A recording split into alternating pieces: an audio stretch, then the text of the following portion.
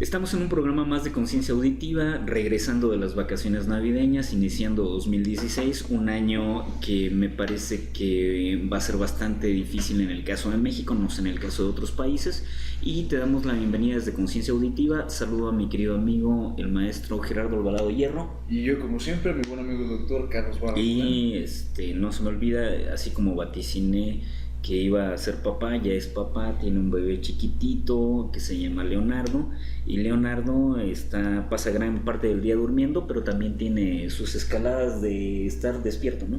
Tremendamente mañoso, mi hijo, pero muy contento. Hablando de notas curiosas, pues tuvimos un incidente peculiar la noche vieja, noche nueva en Colonia, en Alemania.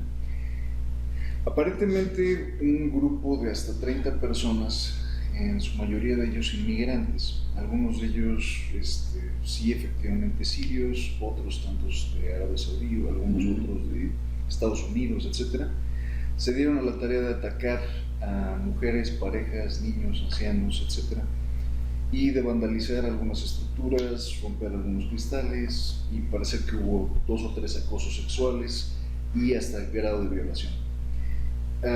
Justicia alemana fue, vamos a decir, la policía no supo cómo reaccionar en su momento.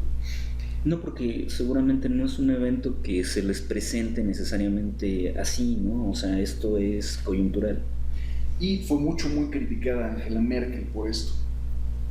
Pero todavía más aún, una activista sueca que vive en Colonia, precisamente, que se llama Milo Moire, mujer muy guapa, aparece posando desnuda esta semana en protesta de los incidentes ocurridos en Colonia y diciendo cómo es posible que no se protejan los derechos de las mujeres. Esto se revirtió y se le está criticando a Angela Merkel el hecho de que no haya habido una política más dura con respecto a los inmigrantes.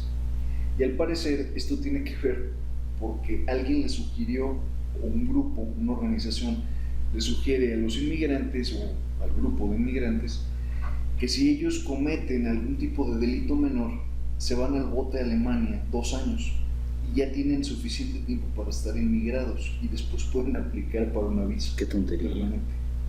Qué tontería, aunque no justifica el acto, ¿no? O sea, realmente como migrante lo que tienes que hacer es comportarte de la mejor manera, intentar respetar las leyes del país, ¿no? Intentar entronizar de la mejor manera con ellos. Pero bueno, es una cuestión difícil.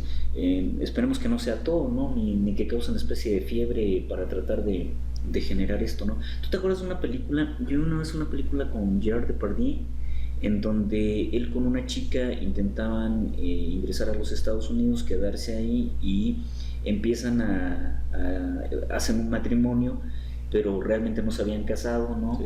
Y les hacían preguntas en migración y al final de cuentas ellos se enamoran, ¿no? La historia es que ellos se enamoran, pero pues se terminan casando a posteriori, parece, ¿no? Entonces, sí parece que estas cuestiones de la migración en los países europeos y en Estados Unidos no es fácil de ingresar y quedarte como tal, ¿no? Por ejemplo, la migración de ecuatorianos a España es bastante importante, ¿no? Y ha generado reacciones de todos tipos. Yo, uno de los documentos que revisé hace tiempo fue con respecto a las migraciones musulmanas a España, porque los musulmanes todavía guardan en algunos casos esta condición de que pueden vivir con más de una mujer, tienen más de una mujer, y eso para la moral española de repente causaba así como estupor, ¿no? Pero además legislación. Tú no puedes estar casado con 2 mujeres porque el segundo matrimonio es automáticamente legal. Claro. Y en España es penado.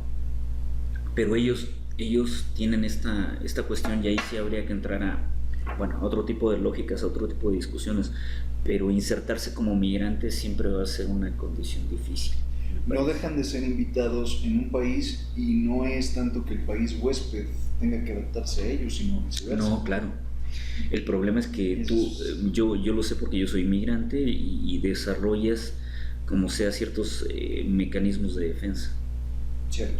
Sí, o sea, y cuando eres migraste con una familia y eres demasiado endogámico en algunas cosas, te cuesta trabajo aceptar lo del entorno, ¿no? Claro. ¿No? Claro. Por ejemplo, cuando mi hermana iba a la primaria y le preguntan que dónde es, y dice, no, soy de Chile, soy chilena. Y después los niños le decían, ¿y tú te vas todas las fines de semana a Chile? Me gustó mucho. Muy bueno. Sí, porque eso es económico y fácil. Y en otra que le pasó, que se tomó como pedante, que en una tarea le dicen, ¿qué lugar conoces tú? Entonces los niños ponen Real del Monte, ponen Huasca, ¿no? Y mi hermana se pone Chile. Entonces se tomó como pedante, ¿no? Bueno, otra nota, los amantes. Hace una semana apareció una videograbación de Jorge Luis Preciado con una mujer llamada Isis Amaya Baltasar. Isis Amaya Baltasar es una estudiante de 20 años de edad que aparentemente había tenido sus que veres con este personaje y que ya había tenido algo que ver con él desde hace algo así como 2 años. El argumento de José Luis Preciado es que era una persona con quien había trabajado y como que se calmó un poco la grabación. El día de antier, el jueves, apareció una conversación distinta, igual grabada en MP3. Jorge Luis Preciado niega que sea él, donde Isis Amaya le dice que ella está embarazada. Y él le dice, aborta. Lo que tienes que hacer es abortar. No te estoy preguntando, te estoy diciendo que tienes que abortar. Tú me dices cuánto es, yo te mando a fulano para que vaya y pague el aborto y tú abortas. Y él dice, no, pero es que lo quiero tener, es un niño, que no sé qué. Ese debatito empieza a funcionar. Esto, por supuesto, en el marco de lo que pasó en Colombia. Pero, por ejemplo, ¿qué sucede si la chica tiene el bebé? ¿Legalmente qué sucede? Legalmente... Él tiene que entrar a reconocer. Y es una extraordinaria pregunta. ¿O no? No. En México la ley funciona de una forma totalmente obtusa respecto de la paternidad. La paternidad en México es un acto de fe. No creo que solo en México. Yo creo que no solo en México, pero en México en particular es un acto de fe en todos los aspectos. Porque tú no puedes obligar a un varón a que reconozca a un niño, sino mediante un mandato judicial. Y para que te den un mandato judicial, se considera invasivo que te saquen a ti sangre o una muestra de ADN, etc. Entonces no hay forma de obligarte a ti a dar sangre, a dar alguna muestra biológica. Lo que quiere decir que la mujer tendría que decir, este es tu hijo, y tú podrías decir, no lo es, pero tampoco te voy a dar ni sangre ni te voy a comprobar nada más me hago tuzo y me retiro. Es que, bueno, ojalá un espacio, ¿no? Pero ha de ser difícil que después de cierto tiempo llegue alguien, si llega alguien y te digan, oye, ¿te acuerdas que estuvimos juntos? Sí me acuerdo que estuvimos juntos, pero... Es muy fuerte, ¿verdad? Sí, no. Sí, es muy fuerte. Es complicadito. Es muy complicado. Pero ahora, en México es un acto de fe completamente. Ahora es una cuestión que te pone también entre la espada y la pared, ¿no? Si él no va físicamente al registro civil, reconoce al niño, registro familiar o registro civil, según sea la demarcación, sí. Él legalmente no es su hijo, no tiene obligación de nada. Si sale a pasar, salga con impermeable, por favor. Bueno, reventa, hablando de notas otra vez curiosas. Un sujeto es detenido fuera de la Basílica de Guadalupe por ofrecer boletos para la misa del Papa en Ecatepec. Estaba cobrando los boletos en 400 pesos, ya había vendido 20 boletos y resulta ser que el episcopado mexicano declara que todavía no hay venta de boletos. No era un fraude. Que la venta de boletos se va a hacer hasta un mes antes de que llegue el Papa y que los boletos son un precio simbólico, 20 o 30 pesos por boleto. Pero ya había vendido 20 de 400. 20 pesos no es simbólico.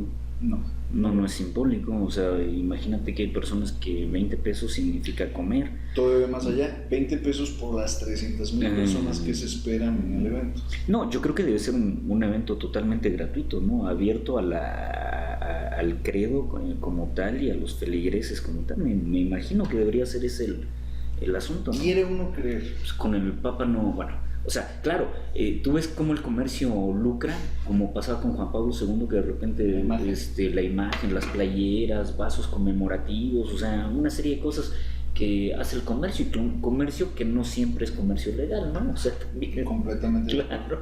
Son productos que no están necesariamente autorizados. De hecho, hubo una instancia... Y pues las personas desean tener algún recuerdo de eso, no sé. Curiosa, la segunda vez, como la primera vez que vino Juan Pablo II a México, donde miembros del Vaticano trataron de desautorizar la venta de determinados artículos. Ajá. Pero encontraron que era totalmente imposible detener la venta y mejor se hicieron de la vista gorda. Es difícil. En México Es difícil. es imposible. Lo más irónico es que los recuerdos que compre afuera de estos eventos masivos donde se presenta el Papa van a estar hechos en China. Esa es la máxima ironía de todo. Bueno, el borrachín. Ethan Couch, un chico que actualmente tiene 19 años, fue acusado hace 3 años, cuando tenía todavía 16, de matar a 4 personas en un borrachazo en Estados Unidos. Estaba manejando bajo la influencia de Xanax, un calmante muy fuerte, además de alcohol. Este chico se volvió famoso, por así decirlo, porque toda la semana lo estuvieron exhibiendo en noticieros, y por el hecho de que este chico usó como legítima defensa, o valga la expresión, como defensa que legitimaba el síndrome del niño rico.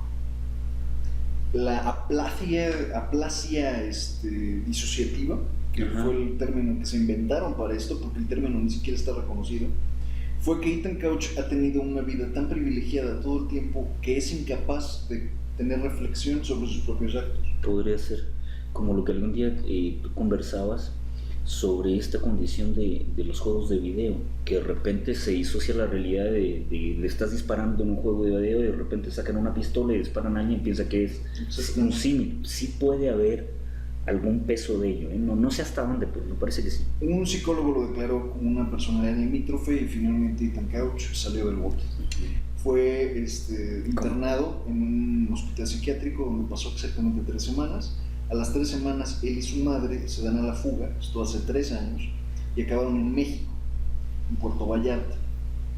Un agente del FBI un agente retirado del FBI, contratado por uno de los familiares que falleció, vino a México a tratar de agarrarlo, pero dada la experiencia que tienen los cazarrecompensas en México, no lo agarró, dio aviso a las autoridades, lo detuvieron y resulta ser que estos ni siquiera tenían permiso legal de estar en México. Ya estaban viviendo en un departamento, ya estaban más que asentados en Vallarta. Pero fíjate qué cosa, fíjate qué mierda migratoria.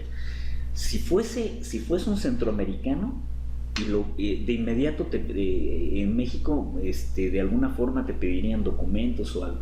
Todo. Pero siendo anglosajón, y en este caso siendo norteamericano, yo no creo que ni te pidan la visa, ni te estén cuestionando. A lo mejor puedes vivir eternamente sin no hay documentos. visa de Estados Unidos a México. No, y en el momento que te toman, muestras el pasaporte y es una identificación ni siquiera suficiente, el pasaporte, una credencial. La credencial del DMV o de tránsito, la credencial de conducir, es suficiente para que tú acredites tu estancia legal en México y suficiente para que pases de vuelta a Estados Unidos. Ahora, yo pregunto, ¿sucede lo mismo con un mexicano que va a Estados Unidos? O sea, es una grosería. Entonces es lógico que a lo mejor se podían esconder en el país y buscarlos no era tampoco tan sencillo. Estados Unidos pide que se extradite a las 2 personas, se extradite a la mujer, pero el chico fue inmediatamente promovido un amparo en su favor. No sabemos si en realidad ellos pidieron el amparo o se lo otorgaron porque algún mañoso se dio cuenta de que esta es una familia muy rica. Y que podía, claro, ya. Entonces este chico está detenido en el centro de migración de Iztapalapa desde hace 4 o 5 días. No se ha movido de ahí, pero para que se pudiera configurar su extradición necesitan una carta diplomática que solo puede pedir o solo puede otorgar el embajador de Estados Unidos. Y adivina que no tenemos desde junio en México. No hay embajador de Estados Unidos. Entonces, por un lado, Estados Unidos está furioso porque no le vamos a devolver a Ethan Couch, pero por otro lado, nosotros estamos furiosos porque llevamos más de 8 meses sin tener un embajador de Estados Unidos en México. ¿Qué edad tiene el chico? El chico ahorita tiene 19. Legalmente en Estados Unidos, al momento de tocar suelo americano, solamente por haberse dado a la fuga, el chico tiene que pasar 16 años en la cárcel, solo por tocar suelo americano. Y a la grana. Y este es un chico con una personalidad limítrofe, se ven las fotografías, es un chico debilitado, no muy activo. Eso va a ser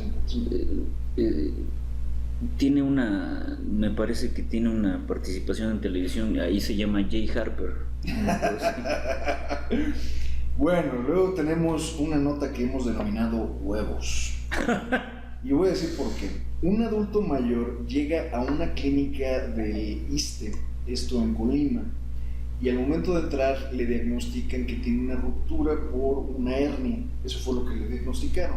Le practican una intervención quirúrgica, le reparan la hernia, parecía que era hernia hiatal, y 3 días más tarde sale del hospital. Regresa al día siguiente de haber sido egresado y le dice al médico: tengo mucho dolor, tengo mucha molestia, estoy hinchado.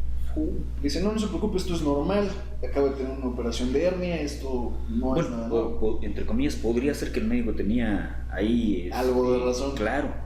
Lo que no se dieron cuenta es que tenía él una ruptura también de apéndice. Entonces el apéndice le explotó y junto con el apéndice se empezó a diseminar prácticamente toda la pus. Sí, te empiezas a envenenar. Hasta que le cayó en un testículo. Entonces, al final, para que este hombre pudiera salvar la vida, hubo que extirparle un testículo, el apéndice, líquido biliar y hacerle una intervención de cerca de 6 horas.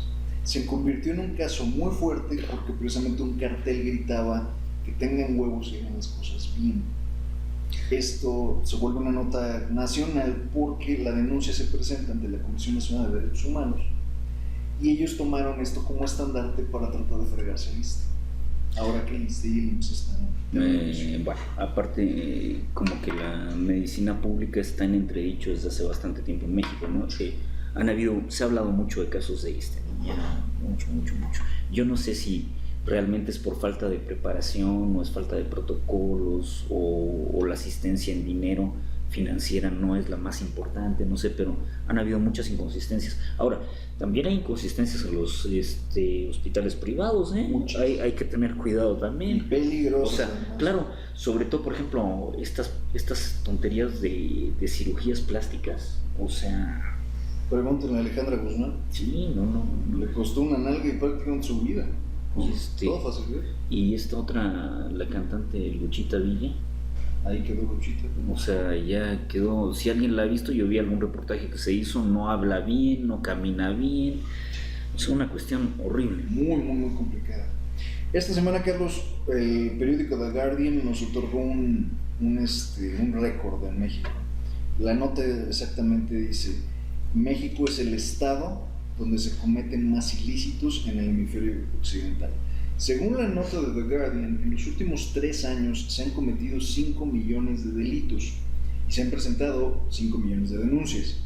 Lo que especula después The Guardian es que en México solo 1 de cada 10 delitos es denunciado, lo que significaría que en 3 años hubo 50 millones de delitos. Esto no suena tan grande, pero si lo ve en proporción, prácticamente estamos hablando que 1 de cada 2 mexicanos sufrió o fue víctima de un delito en algún punto en los últimos años. Y aparte, una actividad todavía más cuestionada es que dentro de los delitos que son denunciados, si tenemos que el 10% está denunciado, ¿cuál es la capacidad resolutiva? Es decir, ¿qué solución tuvo este conflicto al final? O sea, que brindaron los juzgados, que brindaron los ministerios públicos. Es decir, habitualmente no se soluciona la mayor parte. 1 de cada 20. O sea, entonces imagínate, estamos hablando del 0.5%, ¿no?, de los delitos que son denunciados. Entonces, por eso la gente de repente los deja realmente sin denunciar, porque se vuelve algo complicado, ¿no? Y aparte, si tienes que erogar algún dinero, pagar algún abogado, alguna asistencia de algún tipo, me parece que menos, ¿no? Es tremendo. O sea, el sistema está construido finalmente para ser oscuro, para ser un criterio de oportunidad tras otro, uno tras otro, y para hacer una justicia discrecional para quien la puede pagar. Si tú puedes pagar para que acusen a una persona, la acusarán, se intentará y finalmente encontraremos una forma de meterla al bote. Si tú no puedes pagar, probablemente caerás por todos los agujeros negros hasta que termines en la cárcel. Prueba de esto es que la cárcel en México está en un 80 y tantos por ciento, 89 o 90%, constituida de gente con bajo nivel de escolaridad, con bajos ingresos, etcétera. Los que el dicho histórico esto de que en México la cárcel es para los pobres y los pendejos, tiene mucho sentido. El ex regente Espinosa Villarreal, ¿cuánto tiempo lleva acusado de peculado? No ha tocado una cárcel y no creo que toque nunca una cárcel. Punto. Totalmente de acuerdo. Cambiando un poco de tema, esta semana fue increpado mucho el reglamento de tránsito de Mancera.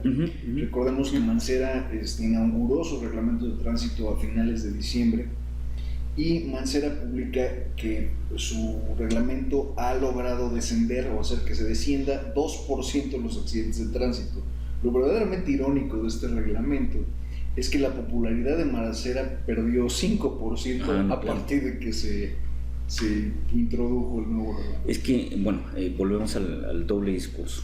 Es decir, así como hablábamos de los delitos, de repente estos protocolos administrativos que aparentemente deberían ser eficientes y deberían también controlar ciertas condiciones que se quiere para proteger a la población o para salvaguardar la integridad de las personas, de repente se convierten en oportunidad para delinquir a los policías. Exactamente. Entonces, lo que se dijo la primera semana cuando se da a conocer este reglamento, que iba a ser severamente castigado que tú pusieras tu coche dentro de las rayas peatonales cuando tú te detenías por un semáforo, y de repente ocurrieron arbitrariedades de que ni siquiera estaba teniendo contacto el vehículo y sin embargo los policías aprovechaban y te decían, no, sí, yo fue que se pasó, ¿no?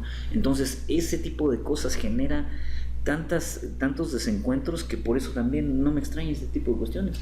Sí, finalmente, vaya, es tu palabra contra el policía, lo que hemos dicho ya en seamos francos en esto. Habitualmente tú te enteras poco del reglamento de tránsito, la gente lo lee poco, entonces de repente también se puede jugar con el desconocimiento y cualquiera te puede decir es que acabas de incurrir en una falta y no, incluso, vaya, si alguna vez te han parado en el Distrito Federal, a quien lo hayan parado en el Distrito Federal, el policía te enseña el reglamento, pero te enseña su versión del reglamento. Claro. Entonces él te enseña el reglamento, tú lo ves y dices, bueno, pues sí, es una multa de tanto, y ellos ya incluso te ponen la cuota de la sanción. Entonces, si quieres hacerle caso al policía y hacer todo legítimamente, te voy a dar tu infracción, te va a llevar la patrulla, te va a llevar la grúa, va a haber corralón, va a haber arrastre, va a haber esto, va a haber el otro, y cuando ves aparte la multa, dices, esto me va a salir en 5,000 pesos, aquí tiene 500 y tiene más. Claro. Y esa es la desgracia y eso precisamente eso estimula la corrupción. Exacto. Estimula este efecto de corrupción. Alguna vez ya dijimos esto lo mencionamos desde noviembre cuando se anunció el reglamento de tránsito, decíamos, lo que le están dando a los policías del Distrito Federal es una licencia para morder. Claro, por ejemplo, si las multas fueran bajo ciertas racionalidades de, como dicen en México, una cosa es mamar y otra es llevarse al burro, me parece que si fuera una sanción salubre tú irías y la pagarías. Claro. Pero son tan expansivas y estas amenazas de que te llevan el coche al corralón y todo, me parece que eso atenta contra un derecho humano, te dejan en indefensión. Y supongamos si el coche es un instrumento de trabajo, te permite y ya no lo tienes, o sea, ¿qué te están haciendo aparte? Completamente de acuerdo. No, me parece que habría que entrar en otra racionalidad sobre las multas. Sí, me parece. Vaya, el hecho de subir las multas a un nivel al que se vuelven verdaderamente onerosas, son buenas intenciones. Pensar que un ciudadano va a darse la tarea de ir a pagar una multa carísima. La simplificación administrativa, la mordida es la puerta automática en cualquier ocasión que la ley se ve más dura. Es una mala... Sí, pues la punidad no necesariamente incide en la disminución del delito, al contrario, los estados más punitivos son los estados que tienen mayor incidencia de delitos. Exactamente. Bueno, aquí en este sentido, la siguiente crítica fueron las fotomultas. Las fotomultas en el Distrito Federal se establecen en la carretera Coajimalpa, la entrada al Distrito Federal, la México-Pachuca, la México-Toluca, la México-Querétaro, etc. Todas las entradas, porque el promedio de velocidad, yo no sabía esto es nuevo para mí, el promedio de velocidad al interior de la Ciudad de México es 6 kilómetros por hora. Entonces, ya una vez que entraste a la ciudad, no hay forma en el infierno en el que vayas rápido. Pero antes de entrar a la ciudad, hay muchos puntos donde tratamos de ganar tiempo y corremos lo más que se pueda. ¿Cuántas veces has alcanzado 130, 140 entrando por la México-Pachuca, por la de Querétaro, la de Toluca? Lo que pusieron pusieron las fotomultas, y estas multas cuestan 1,800 pesos, la más barata, y va subiendo de costo de acuerdo al kilometraje que hayas alcanzado. Pero la molestia tan grande ha habido respecto a estas fotomultas ya llevó a la Comisión Permanente del Congreso de la Unión.